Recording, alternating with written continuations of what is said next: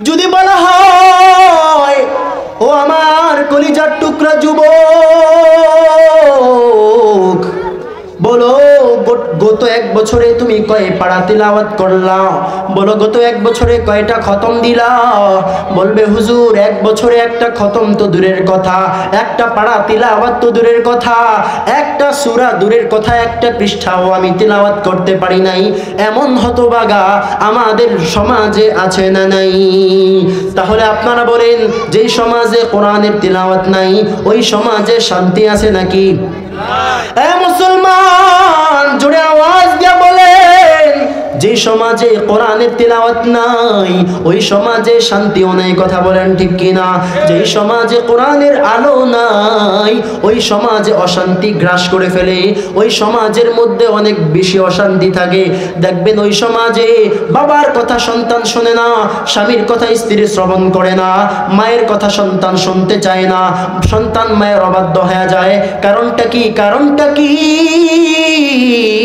বলে ওই সমাজে একটাই কারণ, ওই সমাজে আল্লাহর কোরআন নাই। কথা বলেন ঠিক কিনা? তাহলে যেই সমাজে কোরআনুল কারীম নাই ওই সমাজের মধ্যে কেমন করে শান্তি আসবে? আরে ওই সমাজে যেহেতু কোরআন নাই ওই সমাজে শান্তি দূরের কথা, ইসলাম কায়েম তো করা যাবে না। যেই সমাজে ইসলাম কায়েম হবে না ওই সমাজে ইসলাম মেনটেন করে, ইসলামকে মেনটেন করে চলাটাও বড় মুশকিল হয়ে যায়। ঠিক না বেঠিক? রব্বুল আলামিন সূরাতুল হাদীদের মধ্যে বলেন, লাকাদ আরসালনা রুসুলানা বিল বাইনাত ওয়া আনজালনা মাআহুমুল কিতাবা ওয়াল মিজান লিয়াকুমান নাসু বিল কিসত। রব্বুল আলামিন বলেন, আমি আল্লাহ দুনিয়ার জমিনে যত নবী রাসূলগণ প্রেরণ করলাম, আমি আল্লাহ যত পয়গম্বর পাঠাইলাম, আমি সবাইকে একটা কিতাব দিয়া দিলাম, কাউকে সহিফা দিয়া দিলাম, কাউকে বড় দামি দামি কিতাব আমি আল্লাহ দিয়া দিলাম। তবে আমি আল্লাহর মূল উদ্দেশ্য কি জানো? পয়গম্বর পাঠানোর পেছনে আমার আল্লাহর একমাত্র উদ্দেশ্য কিন্তু শুধু মুসল্লির সমাজ কায়েম করা নয়, একমাত্র নামাজ কায়েম করাই নয়, একমাত্র রোজাদার সমাজ গঠন করার জন্য নয়। অবশ্যই ইসলাম আসছে, অবশ্যই দিন আসছে নামাজ কায়েম করার জন্য, অবশ্যই ইসলাম আসছে রোজা হজ কায়েম করার জন্য, অবশ্যই ইসলাম আসছে রব্বুল আলামিনের সকল বিধি বিধান কায়েম করার জন্য। তবে রব্বুল আলামিন বলেন, লিয়াকুমান নাসু বিল কিসত। জোরে জোরে পড়েন আল্লাহু আকবার। আল্লাহ তাআলা বলেন, এই গোলাম, লিয়াকুমান নাসু বিল কিসত। এক নম্বর, ইসলামকে আমি আল্লাহ নাজিল করলাম, ইসলাম আমি আল্লাহ দিয়া দিলাম। আল ইয়াউমা আকমালতু লাকুম দীনাকুম ওয়া আতমামতু আলাইকুম নিআমাতি ওয়া রাদিতু লাকুমুল ইসলাম দীনা। ইসলামটা আমি আল্লাহর কাছে বড় দামি ধর্ম, ইসলামটা আমি আল্লাহর বড় পছন্দের ধর্ম, ইসলাম আমি আল্লাহর বড় দামি বড় পছন্দনীয় একটা ধর্ম। তবে বান্দা জানো, নামাজ, শুধু নামাজ কায়েম করা কিন্তু ইসলামের মূল লক্ষ্য উদ্দেশ্য নয়।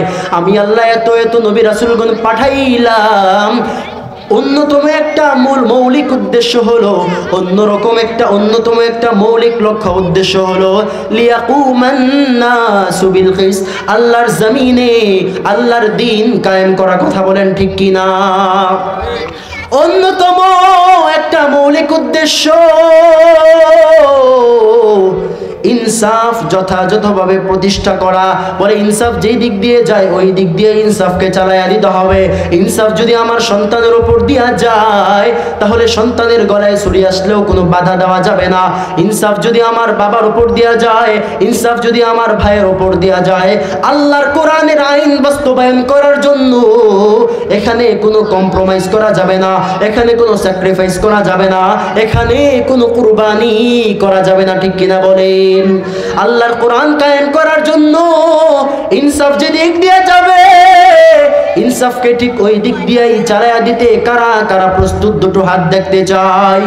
লিল্লাহি তাকবীর, নারে তাকবীর, নারে রিসালাত। আল্লাহ আপনি আমাদেরকে ইনসাফ কায়েম করার জন্য কবুল করেন। সকলে পড়ি আমিন। পয়গম্বর যেই এই বিষয়টা বললেন ওয়া ফারাগাকা ক্বাবলা শুগলিক, হে গোলাম তুমি যখন ফ্রি থাকবা, অবসর থাকবা, তুমি তোমার অবসর সময়টাকে বড় দামি মনে করে, বড় গুরুত্বপূর্ণ মনে করে, বড় গনিমত মনে করে কাজে লাগাইবা। ও গোলাম তুমি রব্বুল আলামিনের কোরআনটাকে নিয়ে একটু বসো, সপ্তাহে একটা দিন তুমি ফ্রি থাকো, শুক্রবার দিন তুমি বড় অবসর আল্লাহর কোরআনটার একটু তিলাওয়াত তুমি তোমার ঘরের মধ্যে চালু করে দাও। ও গোলাম মাসে একটা দিন তুমি অবসর থাকো, আল্লাহর কোরআনটা নাও, তুমি তোমার সন্তানদেরকে নাও, তোমার বিবিকে ডাক দাও, কোরআনুল কারীমের তিলাওয়াত তুমি কায়েম করে দাও। ও গোলাম অবসর সময়টাকে কাজে লাগাও, কারণ কখন ব্যস্ততা আসবে তুমি জানবাও না। কাল কিয়ামতের ময়দানে আমার রবকে যদি বলো রব্বুল আলামিন আমি দুনিয়ার জমিনে বড় ব্যস্ত ছিলাম, যার কারণে আমি কোরআন পড়তে পারি নাই, যার কারণে আমি রাসূলকে পরিপূর্ণ ইতাআত করতে পারি নাই, যার কারণে রাসূলের আদর্শের মালাটা গলায় লাগাইতে পারি নাই, ও রব্বুল আলামিন আমি বড় ব্যস্ত, যার কারণে 5 ওয়াক্ত আমি আপনার দরবারে হাজিরা দিতে পারি নাই। বলেন তো এমন কথা বললে তখন বাঁচার কোনো উপায় থাকবে নাকি? 5 নম্বর বিষয় পয়গম্বর বললেন ওয়া হায়াতাকা ক্বাবলা মাউতিক, পয়গম্বর বললেন ও আমার কলিজার টুকরা উম্মত, ও আমার বড় আদরের উম্মত, ও উম্মতের দল, তুমি তোমার গোটা হায়াতের জিন্দেগিটাকে বড় দামি মনে করবা, গনিমত মনে করবা। মাউতিক ক্বাবলা মাউতিক, তোমার মৃত্যু আসার আগে আগে। ও গোলাম কখন আমার আপনার মৃত্যু চলে আসে আমরা কেউ বলতে পারি না। মৃত্যু এমন একটা জিনিস, কুল্লু নাফসিন যায়িকাতুল মাউত, প্রত্যেক প্রাণীকেই তো মৃত্যুর স্বাদ আস্বাদন করা লাগবে। বলেন তো মৃত্যু আমাদের হবে, এটা সত্য না মিথ্যা? শুধু কি সত্য নাকি চূড়ান্ত সত্য? সবচেয়ে বড় সত্য। কারণ বান্দা আপনি একটু পেছনের দিকে তাকান, আপনার দাদা ছিল দুনিয়ার জমিনে, আজকে নাই। আপনার বাবাও দুনিয়ার জমিনে ছিল, বড় আশা নিয়ে দুনিয়ার জমিনে ছিল, কিন্তু দুনিয়ার জমিনে থাকতে পারে নাই। ও গোলাম দুনিয়ার জমিনে তাকাইয়া দেখেন অনেক মানুষ বড় আশা নিয়া, বড় ভরসা নিয়া দুনিয়ার জমিনে গাড়ি করে, দুনিয়ার জমিনে বড় একটা অট্টালিকা বানায়, টাকা পয়সার কোনো অভাব নাই। মুখতালিফাতিল লিউআব্বির বিহা আম্মা ফিস সুদূর, عما في الصدور من الحاجات في مجاري الأمور والعادات. ونشهد أن لا إله إلا الله وحده لا شريك له الذي أرسله الله تعالى بالحق بشيرا ونذيرا وداعيا إلى الله بإذنه وسراجا منيرا. أما بعد فأعوذ بالله من الشيطان الرجيم. بسم الله الرحمن الرحيم. والعصر إن الإنسان لفي خسر إلا الذين آمنوا وعملوا الصالحات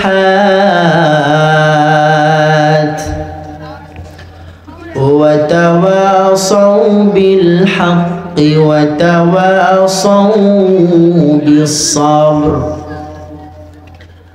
وقال النبي صلى الله عليه وآله وسلم إن من البيان لسحر أو كما قال النبي عليه الصلاة والسلام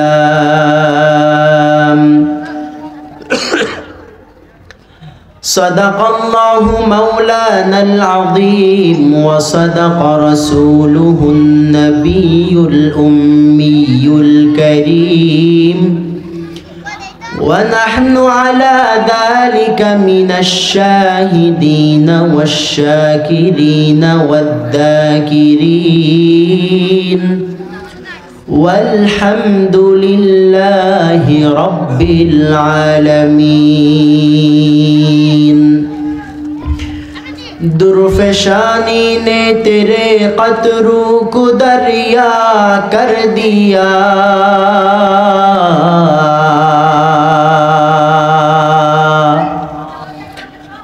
درفشانی نے تیرے قطروں کو دریا کر دیا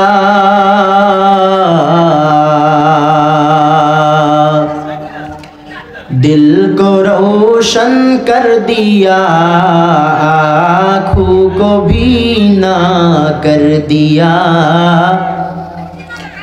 دل کو روشن کر دیا آنکھوں کو بھینا کر دیا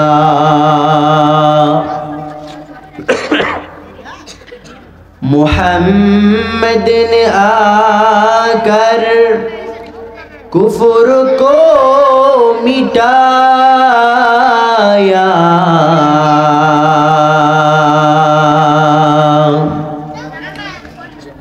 محمد نے آ کر کفر کو مٹایا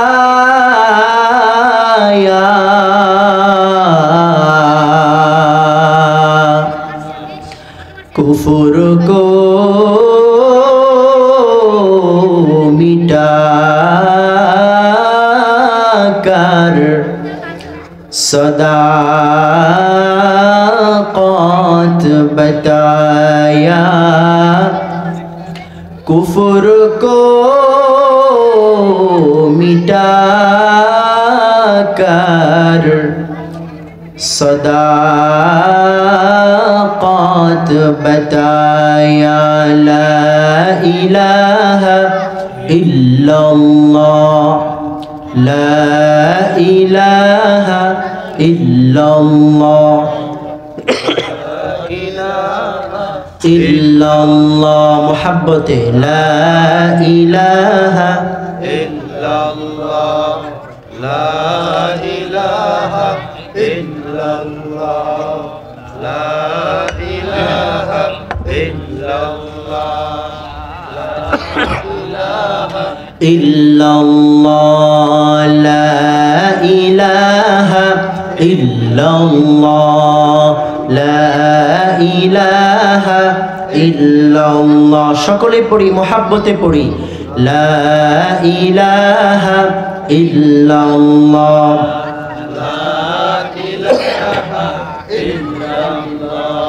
হায়াতের মালিক যেই আল্লাহ মৌতের মালিক সেই আল্লাহ হায়াতের মালিক যেই আল্লাহ মৌতের মালিক সেই আল্লাহ জমিনের মালিক যেই আল্লাহ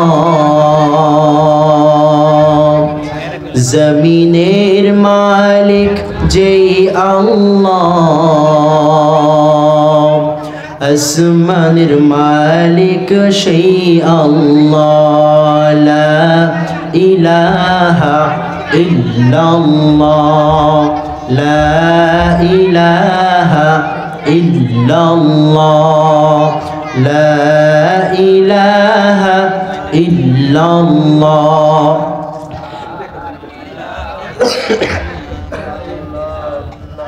لا إله ইল্লাল্লাহু মুহাম্মাদুর রাসূলুল্লাহ।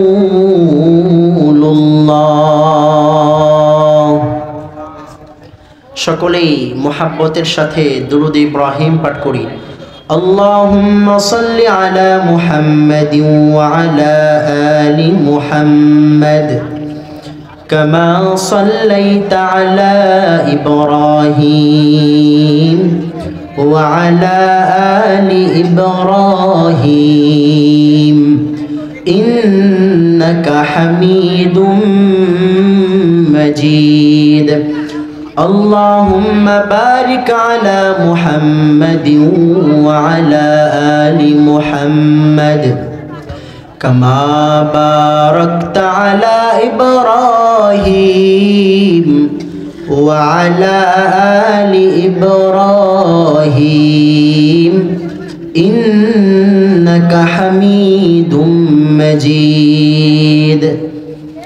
الحمد لله।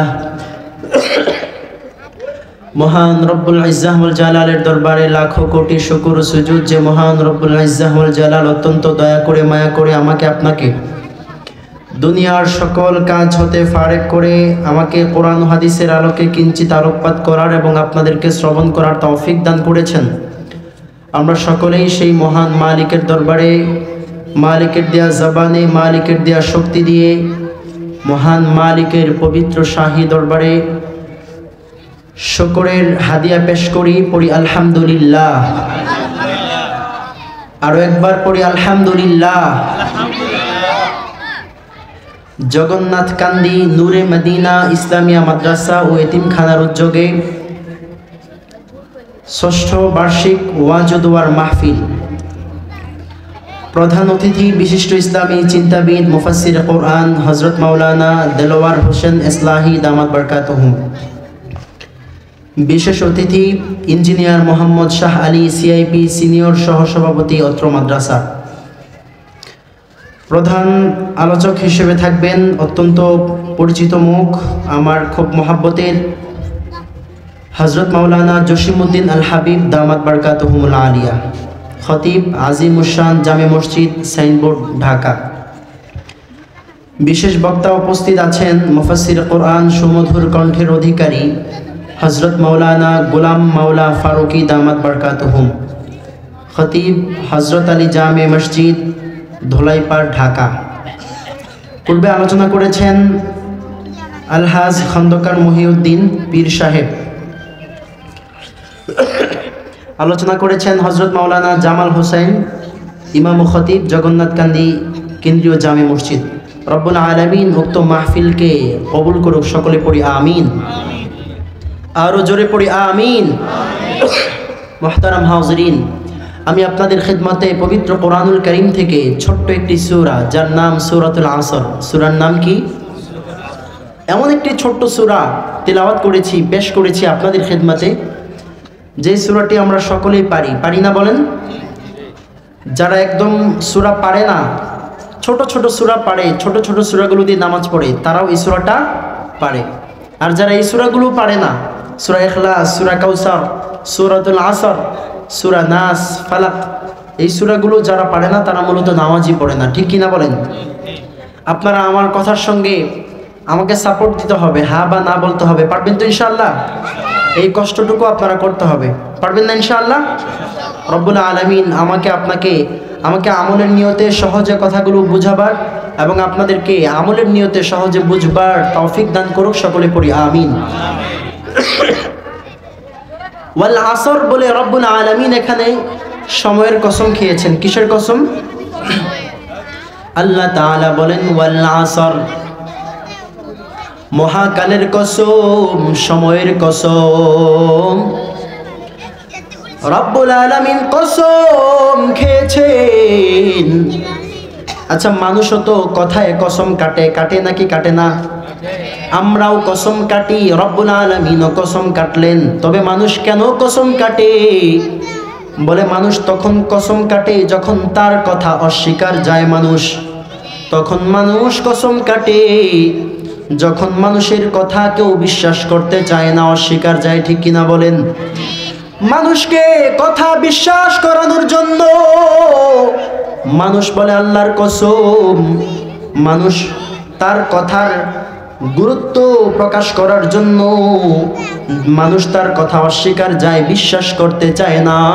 এই কারণেই তো মূলত মানুষ কসম কাটে। তাহলে বলেন না, আল্লাহর কথা কি কেউ অস্বীকার যায় নাকি? এমন কি কেউ আছেন যে আল্লাহর কথা আমি মানি না, আল্লাহর কথা আমি বিশ্বাস করি না? আছেন নাকি কেউ? যদি রবের কথা কেউ অস্বীকার যায়, ওই বান্দা আবার মুমিন থাকে নাকি? রব্বুল আলামিনের কথা যদি কেউ অস্বীকার যায়, ওই বান্দা বেঈমান। কথা বলেন ঠিক কি না? তাহলে আল্লাহর কথা কেউ অস্বীকার যায় না, এরপরেও কেন রব্বুল আলামিন বললেন ওয়াল আসর, মহাকালের কসম, সময়ের কসম কেন আল্লাহ তাআলা কাটলেন? বুঝতে হবে আল্লাহর কসম আর মানুষের কসম এক নয়। আল্লাহ তাআলা কসম কেটেছেন মানে আল্লাহ তাআলা বনি আদমকে ধমক দিয়া ডাকছেন, ওয়াল আসর, ও বনি আদম ভালো করে শোনো, আমি আল্লাহ সময়ের কসম কেটে ফেললাম, ভালো করে শোনো। আল্লাহ তাআলা সময়ের কসম কেটে গুরুত্ব বুঝাইলেন, কেমন যেন বনি আদমকে একটা ধমক দিয়া দিলেন। কারণটা কি? বলে আল্লাহ ধমক দিলে বান্দাগুলো সাবধান হয়ে যায়। ধমক যখন দেওয়া হয়, বান্দাগুলো খুব গুরুত্ব সহকারে রব্বুল আলামিনের কথাগুলো শুনবার জন্য প্রস্তুত হয়ে যায়। ঠিক কিনা বলেন? এবার আল্লাহ তাআলা বলেন, ইন্নাল ইনসানা লাফি খুসর, নিশ্চয়ই দুনিয়ার জমিনে যত মানুষ রয়েছে সব মানুষ হলো ক্ষতিগ্রস্ত। কি গ্রস্ত? সকল মানুষ ক্ষতিগ্রস্ত।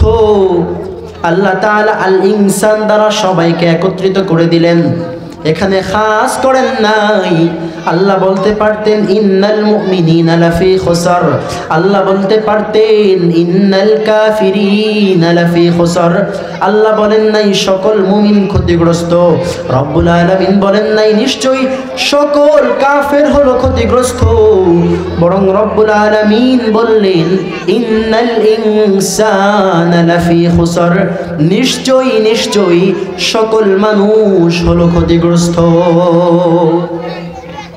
সকল মানুষ কি? সকল মানুষ ক্ষতিগ্রস্ত।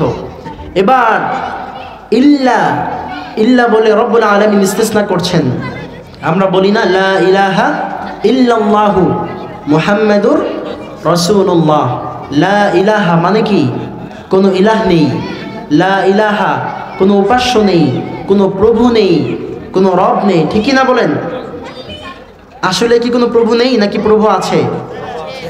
তাহলে লা ইলাহা কোনো প্রভু নেই, ইল্লা ব্যতীত, ছাড়া, ইল্লা মানে আছে। কে আছে? ইল্লা আল্লাহ, ইল্লাল্লাহ। কে আছে? আল্লাহ আছেন। বা কোনো প্রভু নেই একমাত্র আল্লাহ ছাড়া, অর্থাৎ আল্লাহই আছেন। বুঝাতে পারলাম কথাটা? তাহলে ইল্লা মানে কি? ব্যতীত, বা ইল্লাহ মানে ছাড়া। ইল্লা যখন আসবে বুঝতে হবে ইস্তিসনার জন্য আসছে। তাহলে আল্লাহ তাআলা বললেন ইন্নাল ইনসানা লাফি খুসর, নিশ্চয়ই সকল মানুষ হলো ক্ষতিগ্রস্ত, ইল্লাল্লাযীনা আমানু ওয়া আমিলুস সালিহাত। এবার আল্লাহ তাআলা কয়েকটা বৈশিষ্ট্যের কথা উল্লেখ করবেন এবং রব্বুল আলামিন ঘোষণা করে দিচ্ছেন এই বৈশিষ্ট্যগুলো যাদের মধ্যে থাকবে তারা ক্ষতিগ্রস্ত নয়, তারা ব্যতীত সকল মানুষ হলো ক্ষতিগ্রস্ত। বুঝাতে পারলাম? ইল্লাল্লাযীনা আমানু ওয়া আমিলুস সালিহাত ওয়া তাওয়াসাউ বিল হাক্কি ওয়া তাওয়াসাউ বিস সাবর। আল্লাহ তাআলা বলেন আল্লাযীনা আমানু, আল্লাযীনা আমানু যারা ঈমান আনয়ন করেছে তারা ব্যতীত, ওয়া আমিলুস সালিহাত যারা আমলে সালেহ করেছে, নেক আমল করেছে, সৎকর্ম করেছে তারা ব্যতীত, ওয়া তাওয়াসাউ বিল হাক্কি রব্বুল আলামিন বলেন যারা মানুষদেরকে সত্যের উপদেশ দিয়েছে তারা ব্যতীত, ওয়া তাওয়াসাউ বিস সাবর যারা মানুষদেরকে ধৈর্যের উপদেশ দিয়েছে তারা ব্যতীত, কথা বলেন ঠিক কি না? তাহলে 4 বৈশিষ্ট্যওয়ালা বান্দা ক্ষতিগ্রস্ত মানুষদের অন্তর্ভুক্ত নয়। 4 গুণওয়ালা বান্দা ব্যতীত সবাই হলো ক্ষতিগ্রস্ত। বলেন না কয় গুণওয়ালা বান্দা ব্যতীত? সবাই বলেন, আরো জোরে কয় গুণ? সামনে যারা আছেন তারা বলেন 4 গুণওয়ালা বান্দা ব্যতীত সবাই ক্ষতিগ্রস্ত। 1 নম্বর যারা ঈমান আনয়ন করেছে, 2 নম্বর যারা আমল সালেহ করেছে, নেক আমল করেছে, ভালো কাজ করেছে, 3 নম্বর যারা মানুষদেরকে সত্যের উপদেশ দিয়েছে, ভালো ভালো উপদেশগুলো দিয়েছে, 4 নম্বর ওয়াতাওয়াসাউ বিসসবর যারা মানুষদেরকে ধৈর্যের উপদেশ দিয়েছে। এই 4 গুণওয়ালা বান্দা আমাদের এখানে আছে নাকি? এই 4টা বৈশিষ্ট্য আমাদের মধ্যে আছে নাকি? 4 বৈশিষ্ট্যওয়ালা বান্দা হও, গোটা জিন্দেগি পরিবর্তন হয়ে যাবে, কথা বলেন ঠিক কি না? আল্লাহ তাআলা সূরাতুল আসর এর মাঝে এত দামি দামি কথাগুলো উল্লেখ করে দিয়েছেন। রাইসুল মুফাসসিরিন আব্দুল্লাহ ইবনে আব্বাস রাদিয়াল্লাহু তাআলা আনহু ঘোষণা করে জানায়া দেয়, দুনিয়ার মানুষেরা রে, রব্বুল আলামিন যদি শুধু সূরা আসরকেই নাজিল করতেন আর একটা সূরাও যদি অবতীর্ণ না করতেন, একমাত্র সূরা আসরটাই মানুষের হেদায়েতের জন্য যথেষ্ট হয়ে যাইত। আল্লাহু আকবার। সূরাতুল আসরের ব্যাখ্যা বুঝার চেষ্টা করবেন, সূরাতুল আসরের অর্থ বুঝার চেষ্টা করবেন খুব দিলের কান দিয়া, সূরাতুল আসরের মর্ম বুঝার চেষ্টা করবেন। ইমাম ফখরুদ্দিন রাজি রাহমাতুল্লাহি আলাইহি বলেন, একদিন আমি যখন বাজারের মধ্যে যাই বাজার করার জন্য, হঠাৎ আমি দেখতে পাই আমার ডানে সবজির দোকান, বামে গোশতের দোকান, সামনে গিয়ে দেখি মাছ মাংসের দোকান, পাশে দেখি ডিমের দোকান। হঠাৎ করে আমি আমার কানের মধ্যে একটা আওয়াজ শুনতে পাইলাম, হঠাৎ করে আমি আমার কানের মধ্যে একটা আওয়াজ শুনতে পাইলাম। কে যেন বলতে লাগলো, হঠাৎ করে বলতে লাগলো, ওই ব্যক্তির পুঁজি গলে যায়, যেই ব্যক্তির পুঁজি গলে যায়, পুঁজি গলে যায়, ওই ব্যক্তিকে কে আছেন একটু রহম করবেন। যেই ব্যক্তির পুঁজি গলে যায়, ওই ব্যক্তিকে কে আছেন আপনারা একটু রহম করবেন। ইমাম ফখরুদ্দিন রাজি রাহমাতুল্লাহি আলাইহি অবাক হয়ে তাকিয়ে আছে। ইমাম ফখরুদ্দিন রাজি রাহমাতুল্লাহি আলাইহি ভাবতে লাগলেন, পুঁজি আবার গলে কেমন করে, পুঁজি আবার গলে কেমন করে, যাই আমি একটু দেখে আসি। পেছন দিকে তাকাইয়া দেখতে পাইলেন অনেকগুলো মানুষের ভিড়, একটা জামায়াত হয়ে আছে। ইমাম ফখরুদ্দিন রাজি রাহমাতুল্লাহি আলাইহি মানুষদের মাঝে গিয়া বলতে লাগলেন, আমাকে একটু সুযোগ দাও, কি হয়েছে একটু দেখার জন্য আমি আসলাম। হঠাৎ করে যখন মানুষদের মাঝখান দিয়া তিনি ঢুকলেন, সামনের দিকে আগায়া ইমাম ফখরুদ্দিন রাজি দেখতে পাইলেন এক আল্লাহর বান্দা অসহায় অবস্থায় বসে আছে, তার পাশে একটা বড় বরফের চাকা, গলে গলে গলে গলে পানিগুলো বের হয়ে যাচ্ছে। ইমাম ফখরুদ্দিন রাজি রাহমাতুল্লাহি আলাইহি আল্লাহর দিকে তখন আসমানের দিকে তাকাইয়া জোরে একটা ডাক দেয়, ও দয়ার মালিক রব্বুল আলামিন, এতদিনে বোধহয় আমি ইমাম ফখরুদ্দিন রাজি সূরাতুল আসরের পূর্ণাঙ্গ তাফসীর বুঝতে পেরেছি। জোরে জোরে পড়েন না আল্লাহু আকবার। ইমাম ফখরুদ্দিন রাজি সূরাতুল আসরের তাফসীর বুঝতে পারলেন। বলে কেমন করে বুঝলেন? কয় ইমাম ফখরুদ্দিন রাজি যখন ওই বরফের চাকাটাকে দেখলেন, ওই বরফ থেকে যখন পানিগুলো গলে গলে, বরফটা গলে গলে পানিগুলো বের হয়ে যায়, এবার ওই বান্দা স্লোগান দিয়েছিল, কে আছেন ওই বান্দার, যেই বান্দার পুঁজিগুলো গলে যায়, ওই বান্দাকে আপনারা একটু রহম করবেন। ইমাম ফখরুদ্দিন রাজি রাহমাতুল্লাহি আলাইহি বলেন, ওই বান্দার পুঁজি ছিল তার একটা বরফের চাকা। ওই বান্দা হয়তো 10 টাকা দিয়ে বরফের চাকাটাকে কিনলো, ওই বান্দা হয়তো 12 টাকা বা 15 টাকা বিক্রি করবে, কিন্তু ওই বান্দার বরফের চাকাটা গলে গলে গলে গলে শেষ হয়ে যায়। আর কিছুক্ষণ, আর কয়েক ঘন্টা যদি এমন করে গলতে থাকে, হয়তো ওই বান্দার সবগুলো পুঁজি বিলীন হয়ে যাবে। ঠিক তেমনি ভাবে ও দুনিয়ার মানুষ, তোমাদের হায়াতের জিন্দেগিটাও ওই পুঁজির মতো, বরফের চাকার মতো হায়াতের জিন্দেগি আছে। সময়টাকে তুমি কাজে লাগাইয়া তোমার তাবাকা, তোমার স্তর, তোমার মর্তবা আমার রবের দরবারে বড় দামি বানায় নিতে পারো। তোমার সময় আছে মানে তোমার কাছে বড় দামি একটা সম্পদ আছে। তোমার সময় আছে মানে তুমি সময়টাকে কাজে লাগাইয়া দুনিয়ার দিকেও, দুনিয়ার লাইনেও বড় মর্তবাশীল হয়ে যেতে পারো।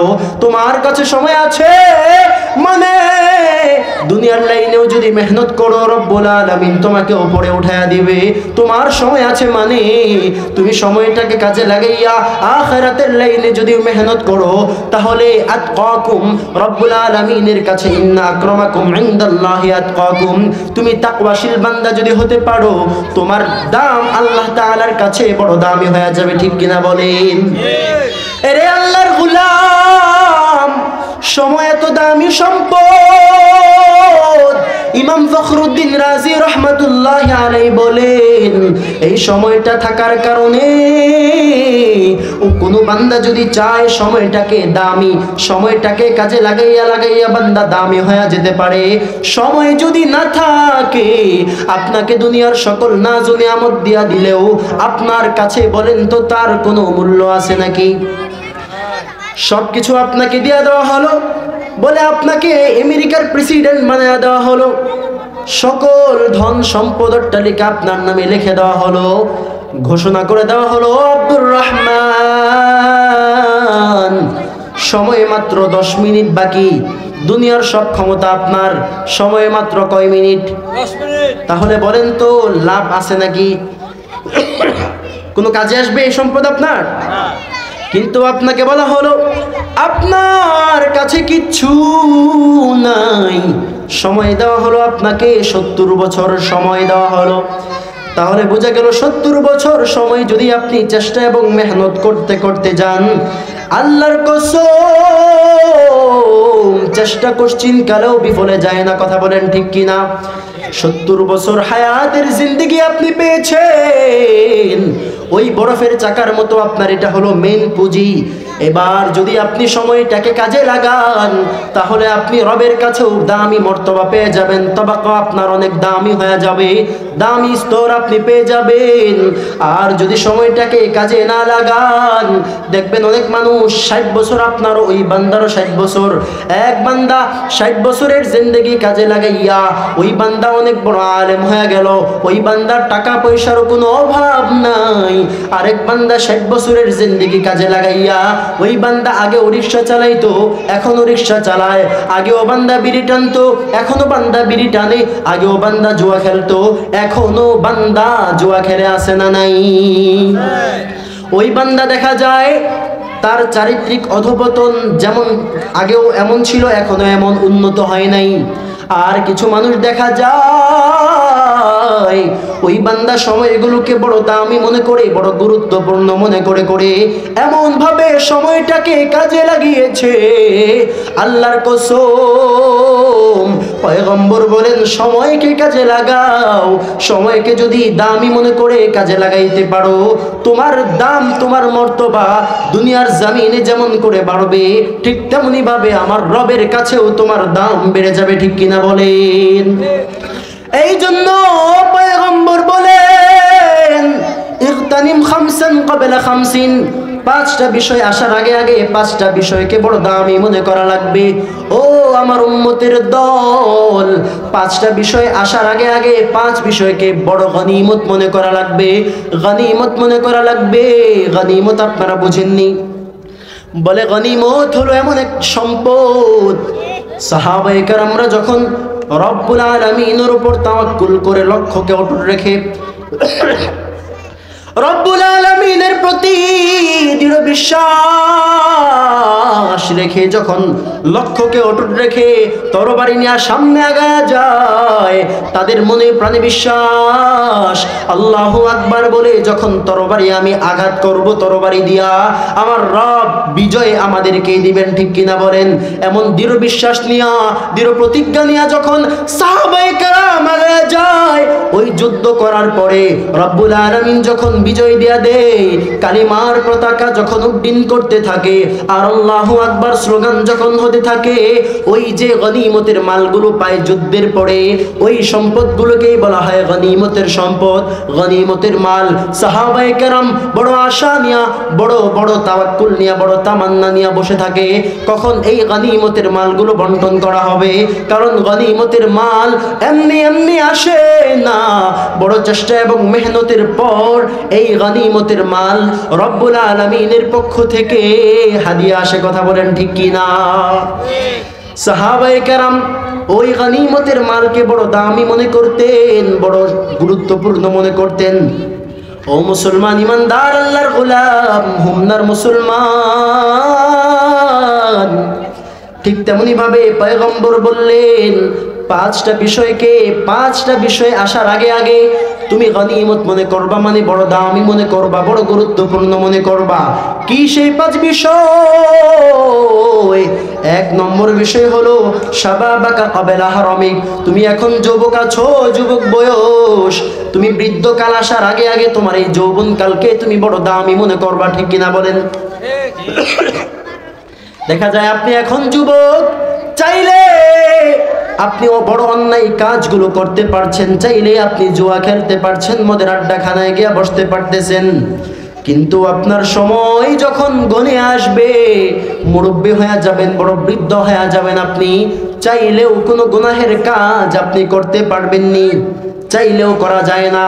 আবার যুবক বয়স আছেন, চাইলে আপনি ইবাদত করতে পারতেছেন, মনটা চায় শীতের রাত আমি তাহাজ্জুদের ইবাদত করি, রব্বুল আলামিনের কুদরতি পায়ে সিজদাবনত হয়ে যাই, চাইলেই কিন্তু আপনি পারছেন 2 রাকাত নামাজ আদায় করতে, 2 রাকাত তাহাজ্জুদ আদায় করতে, ঠান্ডা পানি দিয়ে ওযু করলেও আপনার কোনো সমস্যা নাই। কিন্তু ওই বৃদ্ধ লোক মনের মধ্যে বড় আশা, এর মধ্যে বড় তামান্না, ওই মুরব্বীর মনের মধ্যে বড় আশা, রব্বুল আলামিন আপনার কুদরতি পায়ে আমি 2 রাকাত নামাজ পড়তে চাই, সিজদাবনত হতে চাই। বান্দার মনের বড় তামান্না থাকা সত্ত্বেও ওই বান্দা ঠান্ডা পানি দিয়ে ওযু করতে পারে না, ওই বান্দা নামাজ আদায় করতে পারে না, কথা বলেন ঠিক কিনা? এই জন্য পয়গম্বর বললেন শাবাবাকা ক্বাবলা হারামিক, তোমার যৌবনকালটাকে তুমি বৃদ্ধকাল আসার আগে আগে বড় দামি মনে করা লাগবে, পারবেন তো ইনশাআল্লাহ? 2 নম্বর পয়গম্বর বললেন ওয়াসিহাতাকা ক্বাবলা সুকমিক, ও আমার উম্মত, তুমি এখন সুস্থ আছো, তুমি সুস্থ সবল আছো, তুমি তাগড়া জওয়ান আছো, তুমি সুস্থ সবল আছো, অসুস্থতা আসার আগে আগে তুমি তোমার এই সুস্থতার সময়টাকে বড় দামি মনে করো, গনিমত মনে করো, গুরুত্বপূর্ণ মনে করো। তুমি সুস্থ আছো, চাইলেই যে কোনো কাজ তুমি করতে পারছো, চাইলেই ভালো ভালো কাজগুলো আঞ্জাম দিতে পারতেছো। ও আমার উম্মত, তুমি যখন বৃদ্ধ হয়ে যাইবা, তুমি যখন ওয়াসিহাতাকা ক্বাবলা সুকমিক, তোমাকে যখন অসুস্থতা গ্রাস করে ফেলবে, চাইলেও তুমি ভালো কোনো কাজ করতে পারবা না, ঠিক কিনা বলেন? 3 নম্বর বিষয় পয়গম্বর বললেন ও আমার উম্মত,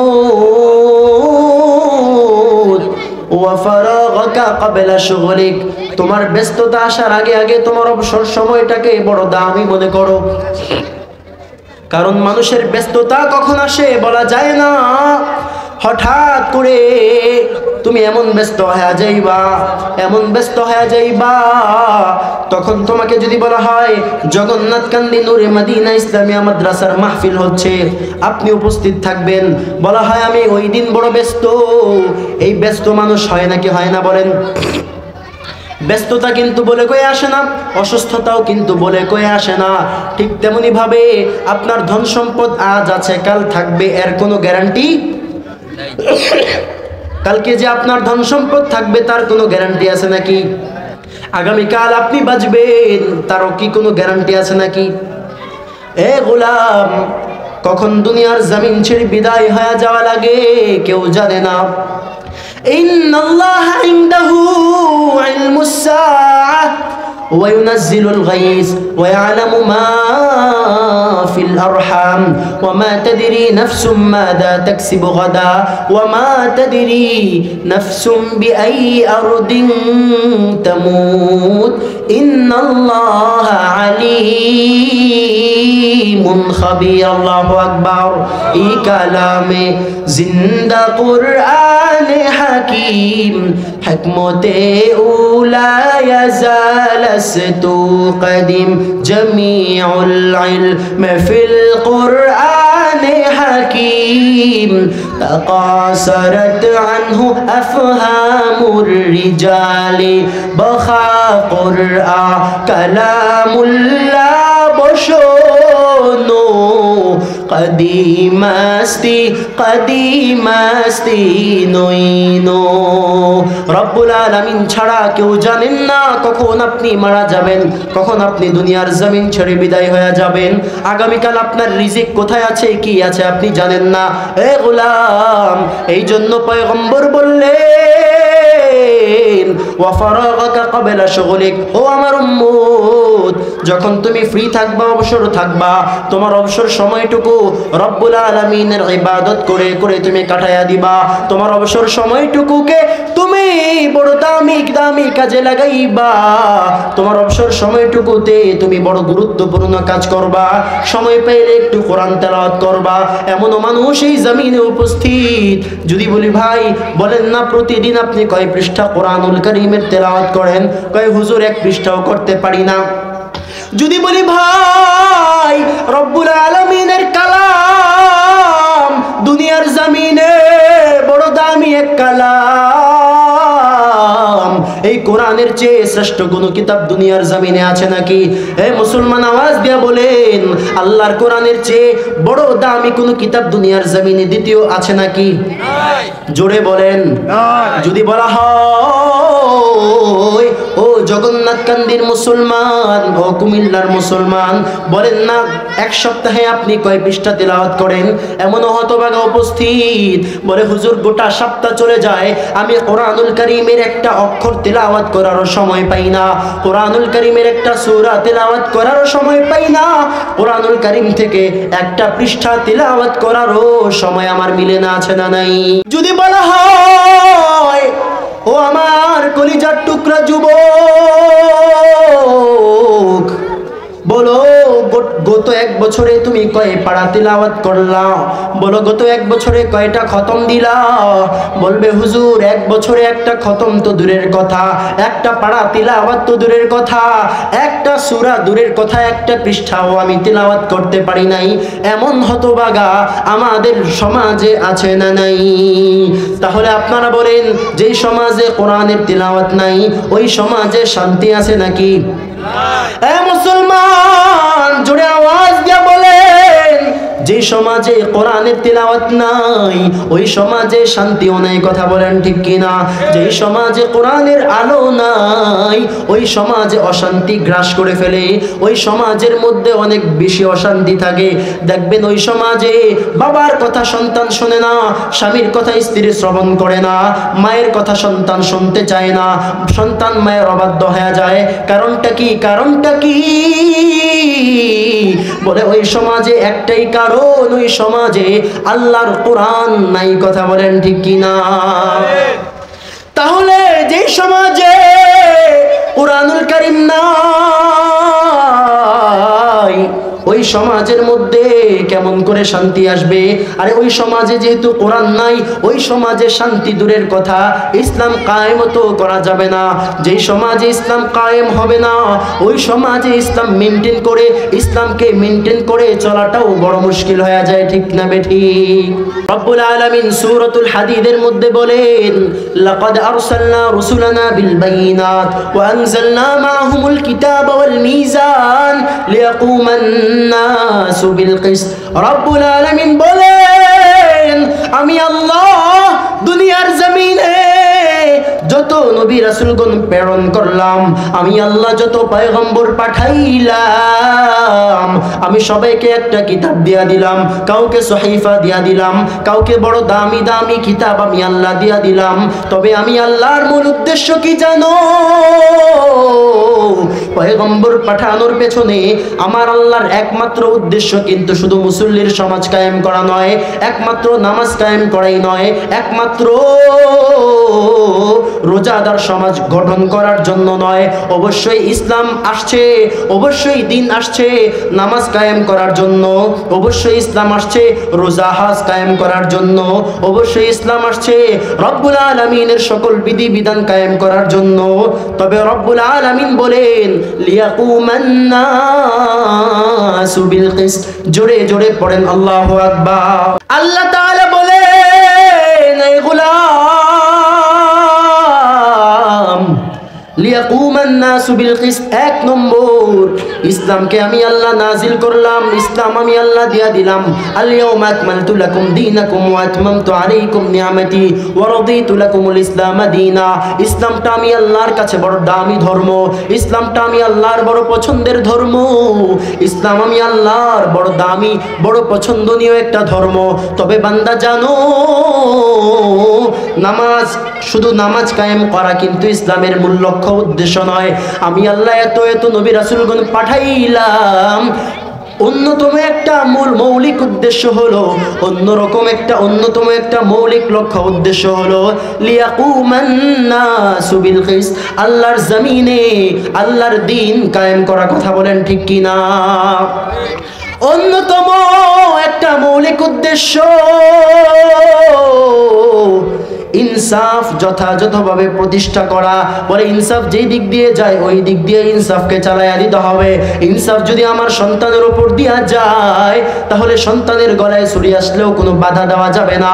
ইনসাফ যদি আমার বাবার উপর দিয়া যায়, ইনসাফ যদি আমার ভাইয়ের উপর দিয়া যায়, আল্লাহর কোরআনের আইন বাস্তবায়ন করার জন্য এখানে কোনো কম্প্রোমাইজ করা যাবে না, এখানে কোনো স্যাক্রিফাইস করা যাবে না, এখানে কোনো কুরবানি করা যাবে না। ঠিক কিনা বলেন?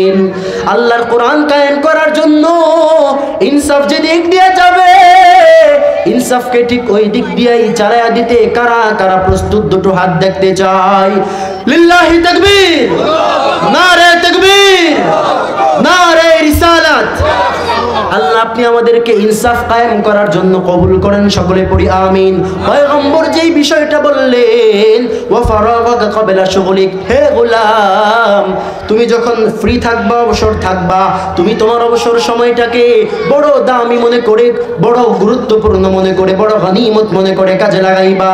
ও গোলাম তুমি রব্বুল আলামিনের কোরআনটাকে নিয়ে একটু বসো। সপ্তাহে একটা দিন তুমি ফ্রি থাকো, শুক্রবার দিন তুমি বড় অবসর আল্লাহর কোরআনটার একটু তিলাওয়াত তুমি তোমার ঘরের মধ্যে চালু করে দাও। ও গোলাম মাসে একটা দিন তুমি অবসর থাকো, আল্লাহর কোরআনটা নাও, তুমি তোমার সন্তানদেরকে নাও, তোমার বিবিকে ডাক দাও, কোরআনুল কারীমের তিলাওয়াত তুমি কায়েম করে দাও। ও গোলাম অবসর সময়টাকে কাজে লাগাও, কারণ কখন ব্যস্ততা আসবে তুমি জানবাও না। কাল কিয়ামতের ময়দানে আমার রবকে যদি বলো রব্বুল আলামিন আমি দুনিয়ার জমিনে বড় ব্যস্ত ছিলাম, যার কারণে আমি কোরআন পড়তে পারি নাই, যার কারণে আমি রাসূলকে পরিপূর্ণ ইতাআত করতে পারি নাই, যার কারণে রাসূলের আদর্শের মালাটা গলায় লাগাইতে পারি নাই, ও রব্বুল আলামিন আমি বড় ব্যস্ত, যার কারণে 5 ওয়াক্ত আমি আপনার দরবারে হাজিরা দিতে পারি নাই। বলেন তো এমন কথা বললে তখন বাঁচার কোনো উপায় থাকবে নাকি? 5 নম্বর বিষয় পয়গম্বর বললেন ওয়া হায়াতাকা ক্বাবলা মাউতিক। পয়গম্বর বললেন ও আমার কলিজার টুকরা উম্মত, ও আমার বড় আদরের উম্মত, ও উম্মতের দল, তুমি তোমার গোটা হায়াতের জিন্দেগিটাকে বড় দামি মনে করবা, গনিমত মনে করবা। মাউতিক ক্বাবলা মাউতিক, তোমার মৃত্যু আসার আগে আগে। ও গোলাম কখন আমার আপনার মৃত্যু চলে আসে আমরা কেউ বলতে পারি না। মৃত্যু এমন একটা জিনিস, কুল্লু নাফসিন যায়িকাতুল মাউত, প্রত্যেক প্রাণীকেই তো মৃত্যুর স্বাদ আস্বাদন করা লাগবে। বলেন তো মৃত্যু আমাদের হবে, এটা সত্য না মিথ্যা? শুধু কি সত্য নাকি চূড়ান্ত সত্য? সবচেয়ে বড় সত্য। কারণ বান্দা আপনি একটু পেছনের দিকে তাকান, আপনার দাদা ছিল দুনিয়ার জমিনে, আজকে নাই। আপনার বাবাও দুনিয়ার জমিনে ছিল, বড় আশা নিয়ে দুনিয়ার জমিনে ছিল, কিন্তু দুনিয়ার জমিনে থাকতে পারে নাই। ও গোলাম, দুনিয়ার জমিনে তাকাইয়া দেখেন অনেক মানুষ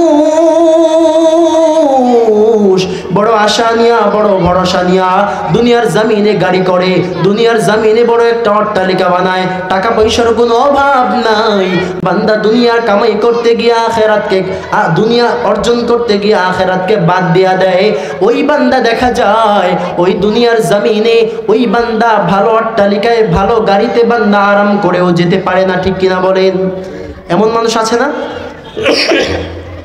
বড় অট্টালিকা করেছে কিন্তু একটা রাত্র আরাম করে ঘুমাতে পারে নাই, আছে না এমন মানুষ? বড় দামি শখের একটা গাড়ি সে নিয়েছে, তার বড় আশা পরিবার নিয়ে গাড়িতে ঘুরবে, কিন্তু একটা দিন ভালো করে বসে ঘুরতে পারে নাই, তার আগেই শেষ। আছে না নাই? কত নজির আপনাদের লাগবে। এই তো কিছুদিন আগে ঢাকার জমিনে এক আল্লাহর গোলাম বিশাল একটা অট্টালিকা বান্দা তৈরি করলেন। মনের মধ্যে বড় আশা, আমি আমার এই অট্টালিকাতে আমি থাকবো, আরাম আয়েশ করে যাব, আমি বৃদ্ধ হওয়া পর্যন্ত আরাম আয়েশ করব। অনেক বান্দার টার্গেট থাকে এমন, বলে হুজুর দাড়ি কেন রাখবো, এখন কেন নামাজ পড়বো, এখন তো শুধু যুবক বয়স, এখন দুনিয়ার জমিনে ঘোরাফেরা করব, এখন শুধু সময়গুলোকে নিজের মন মতো কাটাইয়া কাটাইয়া সময়গুলোকে নিজের মন মতো মন চাহে তো জিন্দেগি কাটাবো।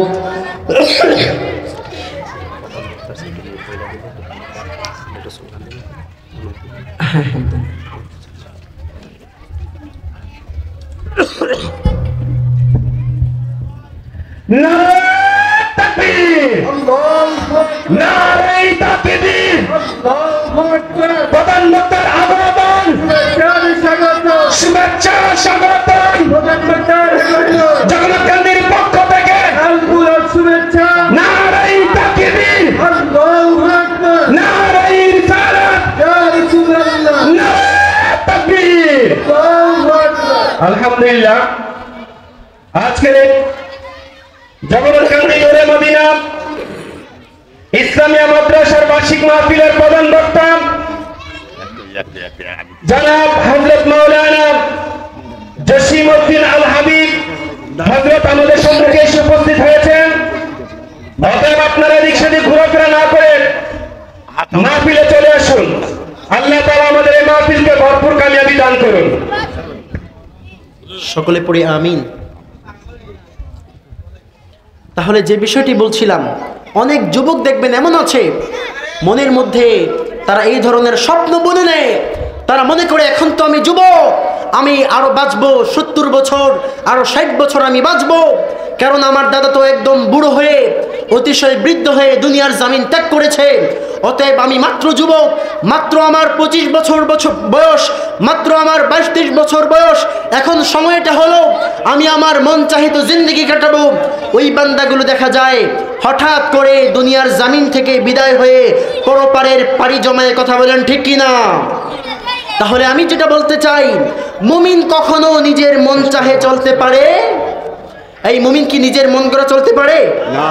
মুমিন একজনের নির্দেশে চলে, জোরে বলেন তিনি কে? আল্লাহ। মুমিন একজনের আদর্শ মোতাবেক চলে, জোরে বলেন তিনি কে? রাসূল সাল্লাল্লাহু আলাইহি ওয়াসাল্লাম। আদর্শ মানব কার? রাসূলের। আদর্শ মানব কার? আর আদেশ মানব কার? আল্লাহ। রাজি আছেন তো আপনারা ইনশাআল্লাহ? তাহলে আজকে আমার আলোচ্য বিষয়, মূল যে মেসেজটা আপনাদেরকে দেওয়ার, সেটা হচ্ছে এই সমাজের মধ্যে ইনসাফ কায়েম করতে হবে। কথা বলেন ঠিক কিনা? সূরাতুল হাদিদের দিকে আপনারা খেয়াল করবেন, সূরা হাদিদের লক্ষ্য উদ্দেশ্য বোঝার চেষ্টা করবেন। আল্লাহ তাআলা বলেন, লাকাদ আরসালনা রাসূলানা বিল বাইনাত ওয়া আনজালনা মাআহুমুল কিতাব ওয়াল মিজানা লিয়াকুমান নাসু বিল কিসত। রব্বুল আলামিন বলেন, দুনিয়ার জমিনে আমি রব্বুল আলামিন অসংখ্য অগণিত নবী রাসূলগণ পাঠাইলাম, অসংখ্য অগণিত কিতাব আমি আল্লাহ প্রেরণ করলাম। আমার লক্ষ্য উদ্দেশ্য শুধুমাত্র রোজাদার সমাজ কায়েম করা নয়, আমার লক্ষ্য উদ্দেশ্য উদ্দেশ্য মুসল্লিদের সমাজ কায়েম করা নয়। আমার অন্যতম মৌলিক একটা লক্ষ্য হলো লিয়াকুমান নাস বিল কিসত, এই সমাজের মধ্যে, এই রাষ্ট্রের মধ্যে ইসলাম কায়েম করার কথা বলেন ঠিক কি না? এই সমাজের মধ্যে ইনসাফ প্রতিষ্ঠা করার কথা বলেন ঠিক কি না? কারণ যখন ইনসাফ প্রতিষ্ঠিত হয়ে যাবে তখন ইসলাম আপনি ডিসিপ্লিন মেনটেন করে চলতে পারবেন। ইনসাফ যদি কায়েম না হয় কোশ্চিনকালেও শান্তি মতো পরিপূর্ণ ইসলামকে আপনি মেনটেন করতে পারবেন। তাহলে আমরা রাজি আছি তো ইনশাআল্লাহ? ইসলাম কায়েম করতে হলে, জীবন দিতে হলে কারা কারা জীবন দেওয়ার জন্য প্রস্তুত? নারে তাকবীর, লিল্লাহি তাকবীর, নারে রিসালাত। রব্বুল আলামিন আমাদের সবাইকে কবুল করুক, সকলে পড়ি আমিন। ওয়া আখিরু দাওয়ানা আনিল হামদুলিল্লাহি রাব্বিল আলামিন।